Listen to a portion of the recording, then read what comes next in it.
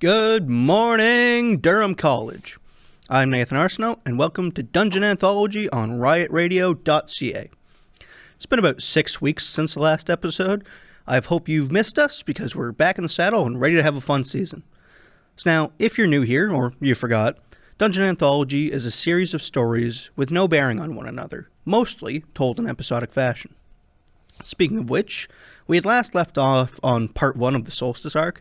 However, Dungeon Anthology is a fluid and unpredictable show, so today's episode has no bearing on the previous. But don't worry, we'll return to that plotline before long. Moving onwards now, I'd like to address that we have a special guest today. Katie Gerard, creator and host of DC Unseen, joins us as one of our actors today, so I'll let her take over for the moment. Thank you, Nathan. Hello, I'm Katie Gerard, host of DC Unseen, like Nathan mentioned. And it airs on Thursdays at 11 o'clock here on Riot Radio. It's a podcast about unseen stories of staff, student, and faculty member of Durham College. So yeah, that's a little bit about me, but thanks again for having me on, guys. I feel really welcomed, so thank you. And no sweat. Glad you're here. Now, why don't we get the character introductions, plus the other actors introducing themselves, underway. All right, I'll be playing Jessie Whittleby. And Jessie is a young girl who's a Githyanki sorceress attending Strixhaven College of Magic with her best friend, Briar Parasol, who will be introduced in a moment. Hi, I'm Tanner Smith, and I'll be playing Hakanine the Trustworthy. Hakanine is a headstrong dwarf who runs the Strixhaven record shop. Hello, I'm Zaid Cathcart, and today I'm playing Jet Alcazar. Jet is a timid water genasi who frequents the shop as much to Hakanine's dismay. He initially is in the shop by chance, but gets involved in solving the mystery alongside Jesse and Briar. Hello, I'm Bryn Baker, and in this episode I'll be playing Briar Parasol. Briar is a vampire attending Strixhaven to study more darker magics and Jessie Whittleby's best friend. Hello again, if you forgot already, I'm Nathan Arsenault, and for this episode I'll be playing the narrator, Lou.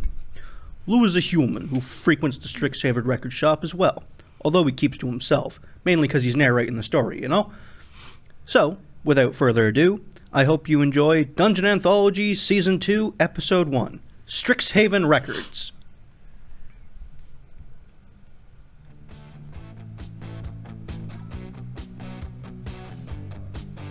Hey, how you doing? I'm Lou. Now I hear ya.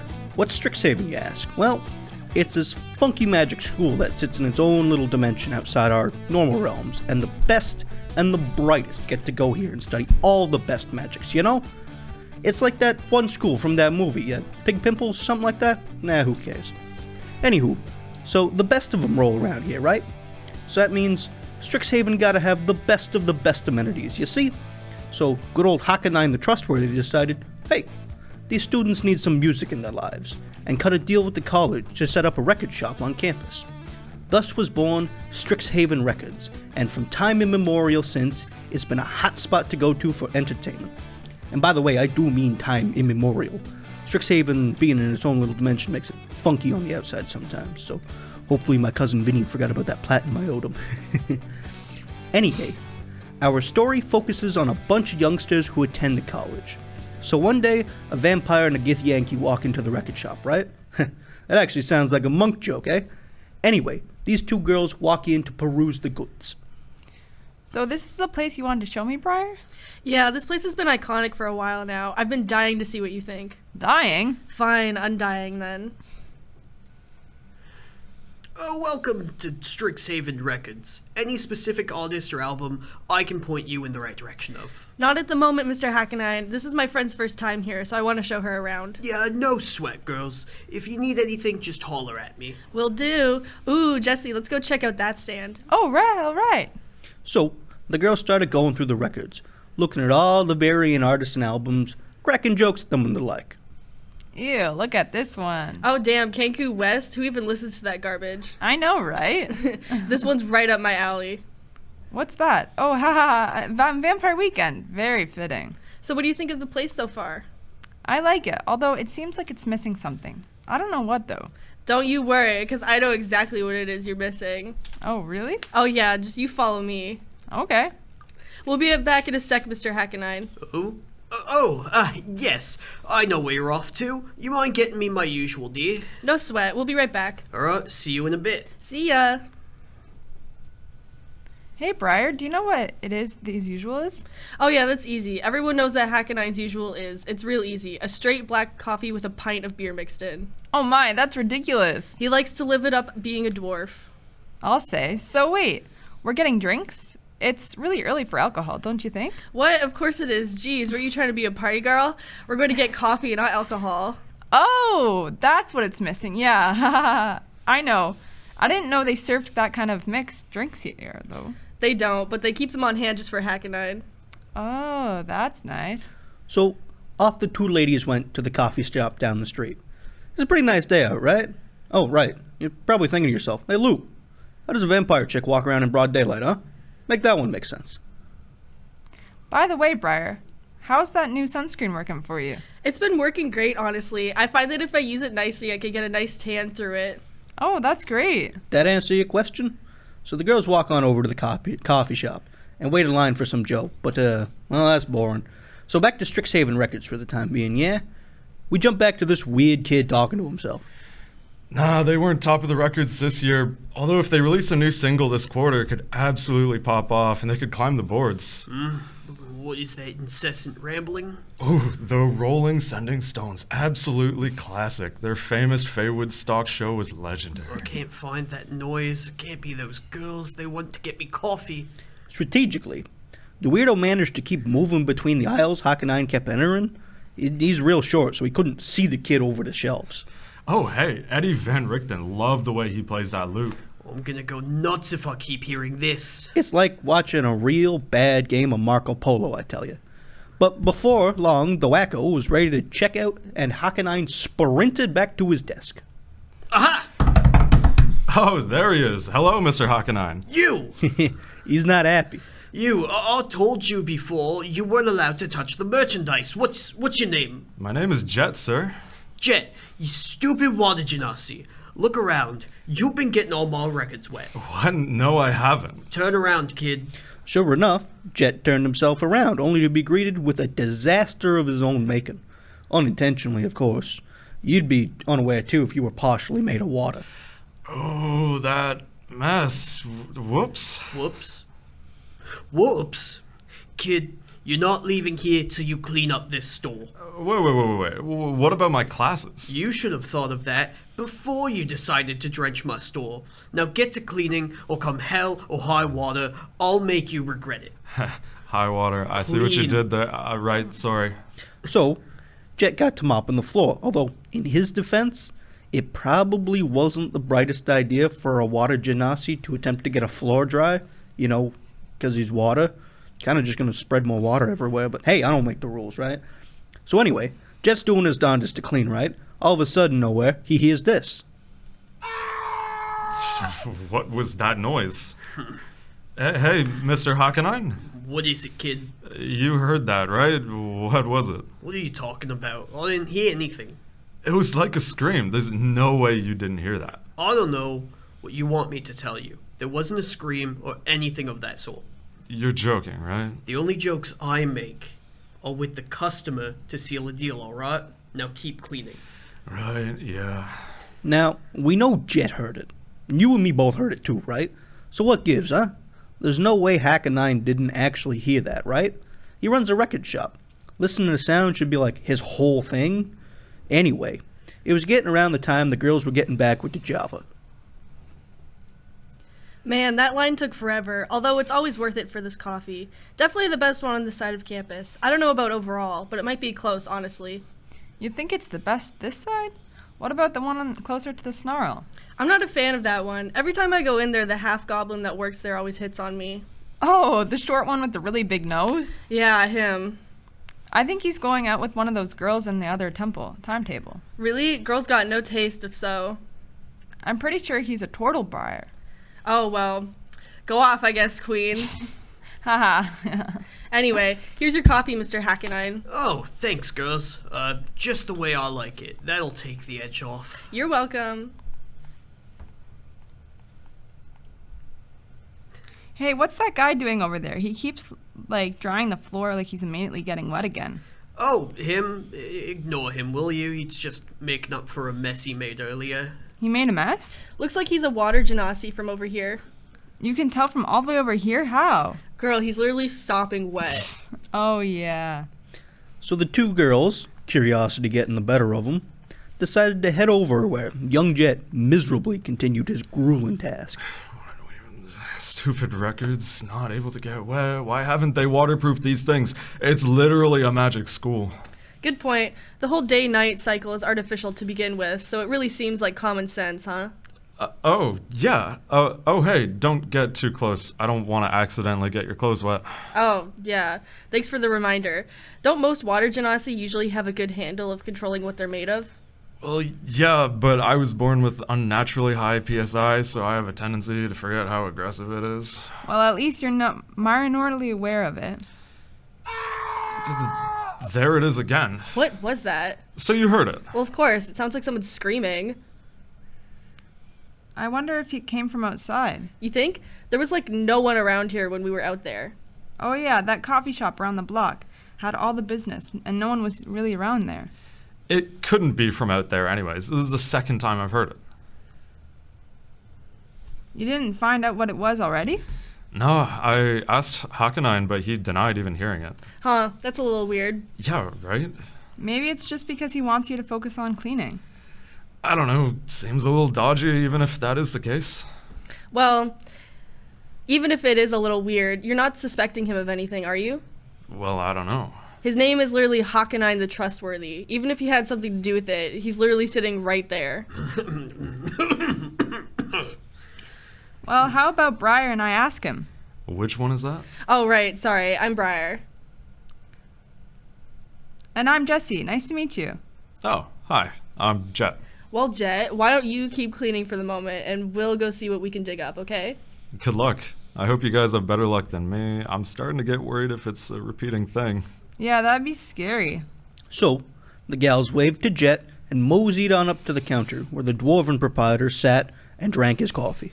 Hello again, Mr. Hakanine. Greetings once more, yes. Say, as the owner of a record shop, you'd say you have good ears, right? Well, to be honest with you, my ears were slightly damaged back in my younger days, back when I worked as a blast miner. Oh, really? Like, how badly? It wasn't too bad. I can still hear relatively fine, but, sometimes I've just got nothing. That's why some days I gotta bring Lou in to listen and see what's worth putting on the shelves or not. Who's Lou? Huh? Oh, don't worry about it. He's a regular. So, like, if you're something wanting to say, I'd say scram real loud, and then that way you can hear. Scream? Look, screaming music? No. If someone were, like, around your shop, per se, and they were, like, screaming horribly, would you be able to hear it? Yeah, just like that one. Like, what one? Like that one, like the scream that just literally happened. You didn't hear that?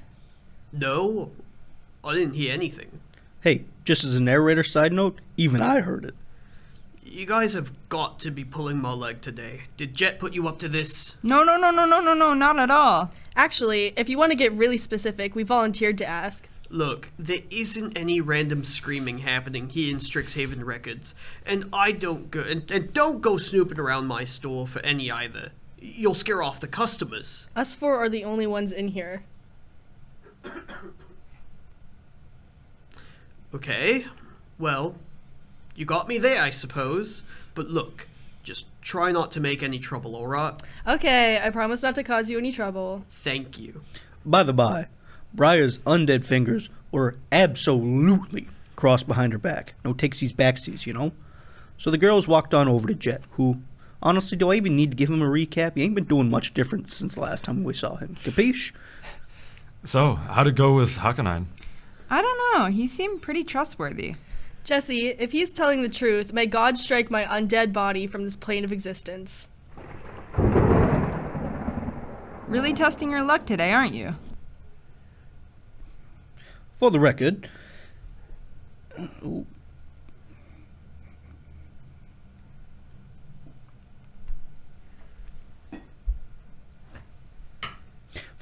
it's nice and sunny outside the store.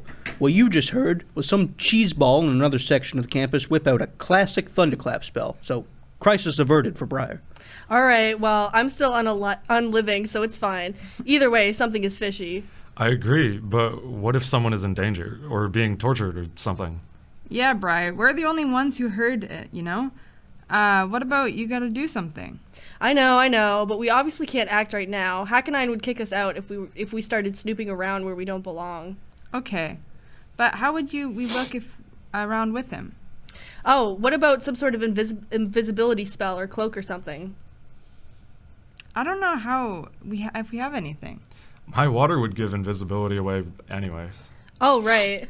Plus, that's a little cliche, don't you think? Yeah. Okay, well, I don't hear you coming up with any suggestions. Well then, listen up, because I have an idea.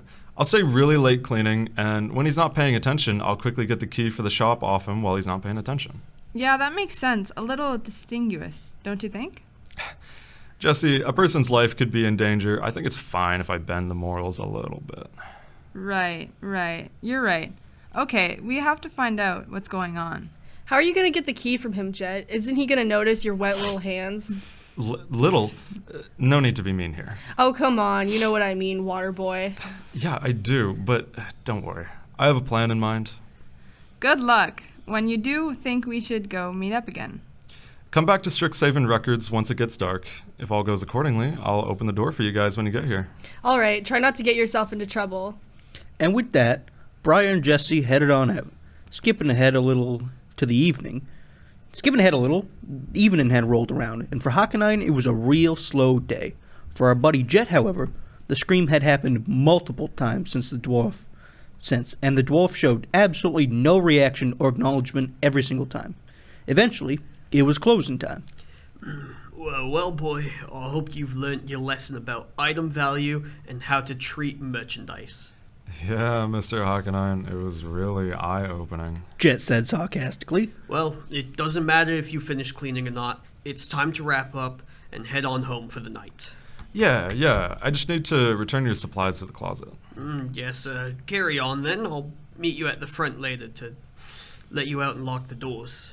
Alright, I'll be there shortly. So, Jet scurried on back to the supplies closet and stuck everything back inside. However, Hockenine noticed when Jet was cleaning. Hockenine never noticed. Sorry, I had too much coffee. Hockenine never noticed that when Jet was cleaning, he had pocketed a water skin with a band logo on it.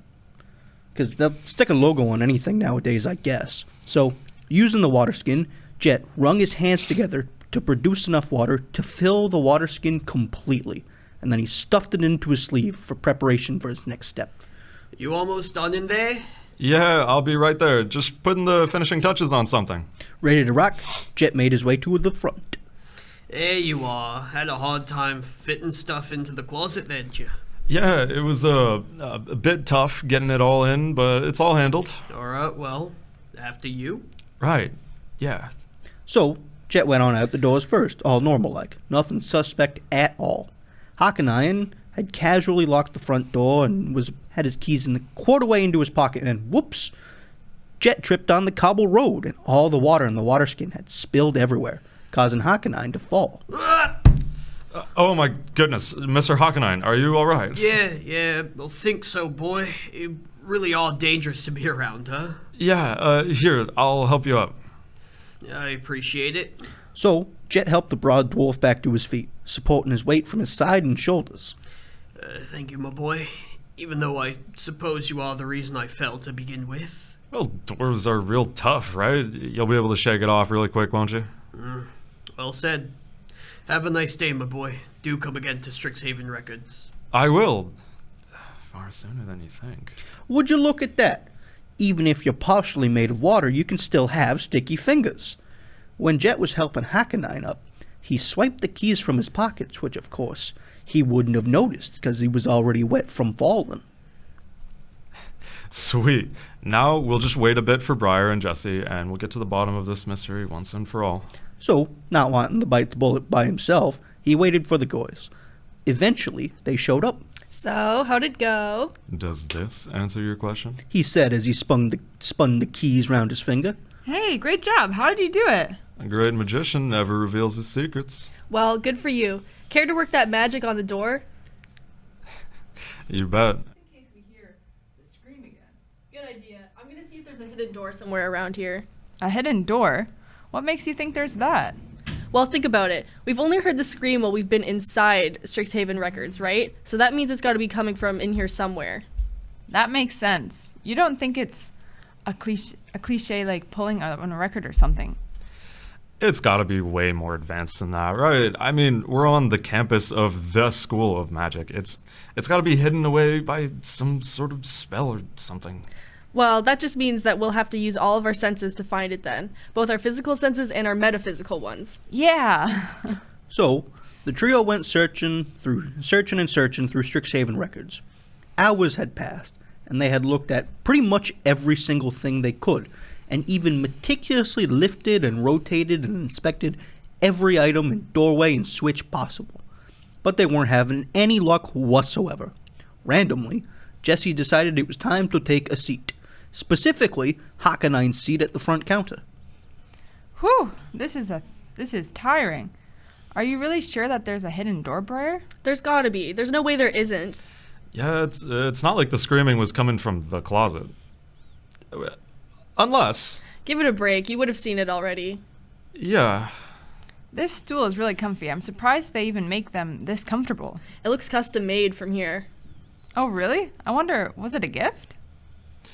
Don't people usually write on gifts? Try checking underneath. Oh, good idea. So, Jessie went to flip the stool over to check if there was any writing underneath. But much to her surprise, the second she lifted the stool, she was met with a large clunk, followed by a bit of mechanical whirring until suddenly, right next to her, a trap door swung open. Ha! I knew it! Admittedly, not exactly what I was expecting, but hey, it exists. Wow, I'm surprised that wouldn't trigger accidentally if you shifted your weight enough. Yeah, weird. Anyway, we found the door, so we go in now? Yeah, are you two ready? As ready as I'll ever be. Yeah, let's do it. So, the trio slowly approached the trap door and noticed there was a stairwell leading downwards. You know, for a secret trap door, though, it was pretty well lit, all things considered. Be careful. Even with dark vision, we should go slowly. Hey, is that a light up ahead? Sure enough, it was. But before we continue that, let's check on Hakanine real quick, shall we? Hakanine had made it all the way to his little house on campus. His wife had already started cooking dinner, looking to be a great evening, although he ended up sticking his hand in his pocket. And would you guess what he noticed? My keys. What happened? Wait a second. That darn kid. That scream, they kept going on about it. They're trashing my store trying to find it. I gotta get there fast. So, Hakanine was off to the races, just barreling down the streets back to Strixhaven Records. In the meantime, though... Hey, Briar? Jesse, what's in the room? I don't know how to describe this. This is horrible. Hold on, I'm coming over. No, absolutely not. Stay over there, Jet. But wait, what is it? You kids, get out of my store! Where even are you? Hakanine had managed to quickly get to Strixhaven Records and into the door. Looking around for a second, he noticed the trap door that the trio had descended down. What is this? Why is there a trap door in my record shop? Hakanine sprinted down the stairs with an alarmed expression, realizing that, in fact, it was absolutely plausible that someone could have been screaming for their life within his store, because there was an entire hidden section of it he was never aware of. Without hesitation, he flew past Jet and into the ominously lit room where Jesse and Briar were. Mr. Hakanine, wait, the girl said not to go in there. How could this be here? There's no way. I'm coming in already. Not a chance. Hakanine, Briar, and Jesse all suddenly rounded the corner and stood in a line blocking Jet's path to the ominous room. Hey, what's the deal? What's in there? Never mind. Never mind. What? I can't just not know. There could be someone in there who's hurt for all I know. Just leave it, Jet. It's not something that needs to be shared around. But I... Up we go now. Time to close this back up and pretend none of us ever saw that. But I didn't get to see it. It's better this way. Now come on, walk me home, will you? I guess. Yeah, have a good night, you two. You as well, Mr. Hawknine. Yes, let's all just have a good night's rest and pretend this didn't happen. Good night, everyone. I'm closing up. So, Jet walked Briar home. That is, after forking the keys to the shop back over to Hockenine. Jessie went her own way back as well. Hockenine shut the door and put the stool back and locked up and had a lovely dinner. A couple weeks had passed, and from there, the four of them didn't discuss what they had seen that night to anyone. Life went back to normal, except for Jet, though. He was still bothered by what it was the others didn't want him to see. Like I said at the beginning, it kind of reminds me of a joke. The monk joke. You ever heard it? Goes like this. Basically, a guy's cot breaks down in the woods in a rainstorm, and the closest shelter is a monastery of devout monks. He goes in and explains the situation, and they tell him he can stay for the night. The entire night, though, he keeps hearing this horrible sound from the basement, and everyone he asks about it says the same. I can't tell you, because you're not a monk. So the guy gets his cot fixed, and heads out the next morning, but he can't stop wondering what the noise from the basement was. So eventually he comes back, and he decides that the best way to discover what the noise was is to become a monk. So he takes his vows, eats like monks, trains like monks, practices like monks. So eventually they take him downstairs to the basement. It's kind of similar to Jet, right? You know, they do all this work, find the source of the sound, and they wouldn't tell him what it was inside. But going back to the joke, they take the fella inside and tell him what the sound was. Now, would you like me to tell you what the sound at the bottom of Strixhaven Records was? Yeah, well, sorry, I can't tell you because you're not a monk. And with that, ends Dungeon Anthology Season 2, Episode 1, Strixhaven Records. Big thank you to Riot Radio, as always, for allowing us to have our fun here. Once again, I'd like to thank Katie Gerard, host of DC Unseen, for joining us today. I'd also like to thank my voice actor friends Bryn Baker, Tanner Smith, and Zaid Cathcart for joining me as always. Once again, I'm your host, Nathan Arsenault, and if you'd like to interact with us in any way, shape, or form, you can find us on all the big socials at Dungeon Anthology. I'd like to once again reiterate our new time frame is Fridays at 10 a.m., and I hope you all have a wonderful day. Thanks for listening.